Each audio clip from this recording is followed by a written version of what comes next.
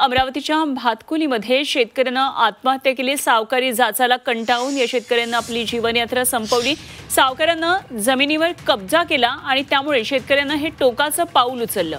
कर्जाची परतफेड न केल्यानं जमिनीवर कब्जा केला आणि अमरावतीमध्ये 6 महिन्यामध्ये आता 104 शेतकऱ्यांनी आत्महत्या केल्याची नोंद झाली आहे। अमरावती जिल्ह्यातल्या भातकुलीमध्ये सावकारी जाचाला कंटाळून आत्महत्या केल्याची ही घटना घडली आहे। कर्जाचे पैसे वेळेत परत न केल्यामुळे सावकारानं जमिनीवर कब्जा केलेला होता आणि त्यामुळे शेतकऱ्यानं गळफास घेऊन जीवन संपवल्याची ही माहिती कळते आहे। या प्रकरणामध्ये भातकुली पोलिसांनी चौकशी अंती दोघांविरुद्ध गुन्हा दाखल करून एकाला अटक केली आहे।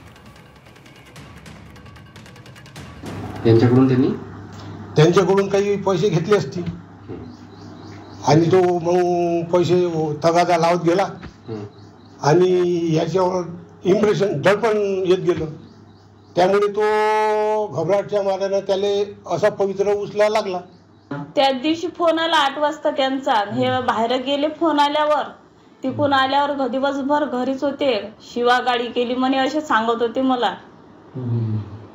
त्याचा परिणाम झाला त्यांच्या? हो, त्रास देत आहे म्हणे मला खूप म्हणे, हा म्हणे प्रेशर टाकत आहे म्हणे माझ्यावर म्हणे असे सांगत होते मला। मला असं थोडी माहित आहे का हे असं एवढं मोठं हे करतील म्हणून।